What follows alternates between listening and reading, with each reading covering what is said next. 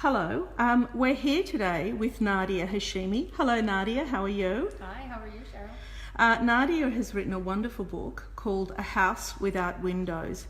It really is astonishing, it's completely unforgettable, and it gave me goosebumps. Can you tell our better reading readers what it's about?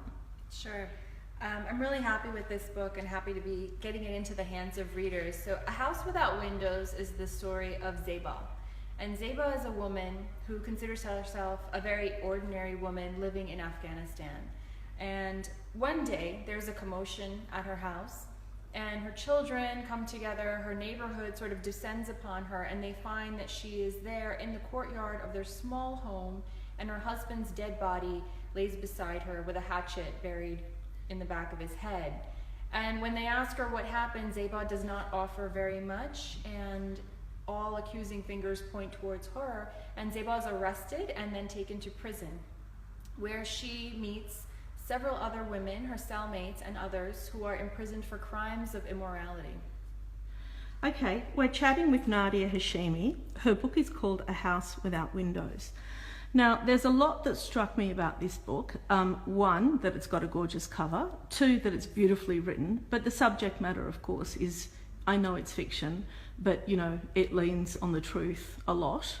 And how do you think, in terms of how we perceive and what the tensions are at the moment between the Western world and the Middle Eastern world, and how do you think that this book addresses that? Because I think it does, and it does it well, and it does it delicately.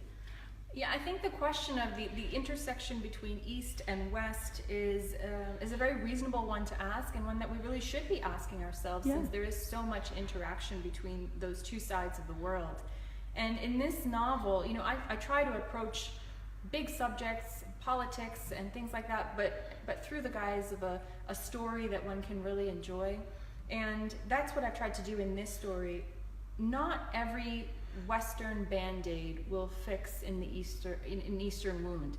And that's really what the message is of this story, is that sometimes the solutions have to come from within.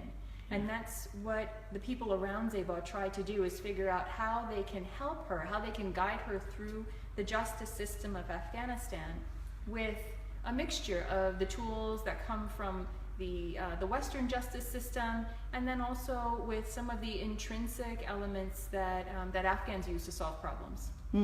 I love it. That's a really lovely description of it.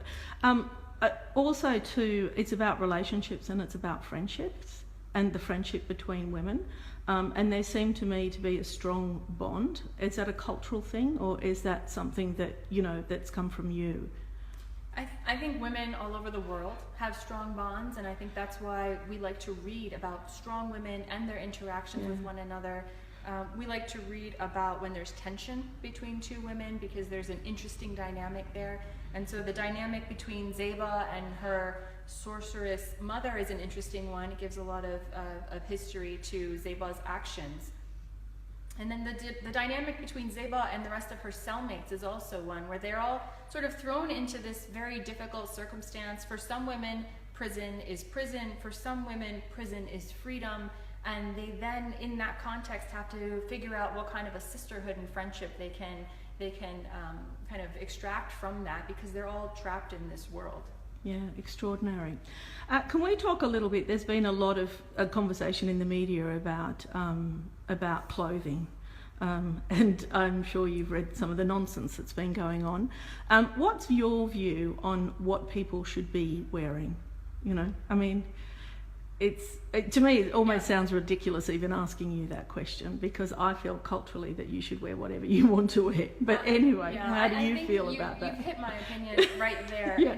I don't think that anybody should tell me what I can or cannot wear. And I think it all comes back to autonomy. And that's what my wish is. People ask me, you know, what do you wish for the women of Afghanistan?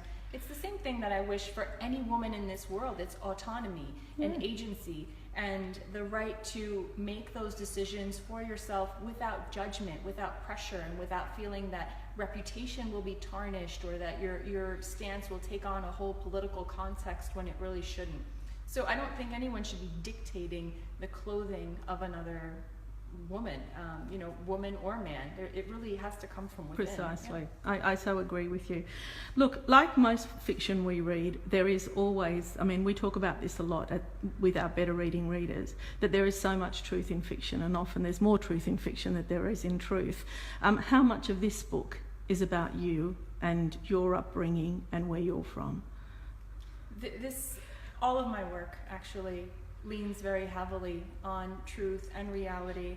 I lean very heavily on the situation for women in Afghanistan. Thankfully, I am not a woman growing up in Afghanistan, but some of the cultural expectations, that idea of reputation being so important for a girl, for an Afghan girl within that community, that's something that I've grown up with. So that's embedded in me, and when I write about it, I can write from a perspective where I understand the amount of pressure that a woman may feel, and the way that pressure can be put upon her. And sometimes it's in the slight mannerisms of people and the way that women are expected to comport themselves in a social situation.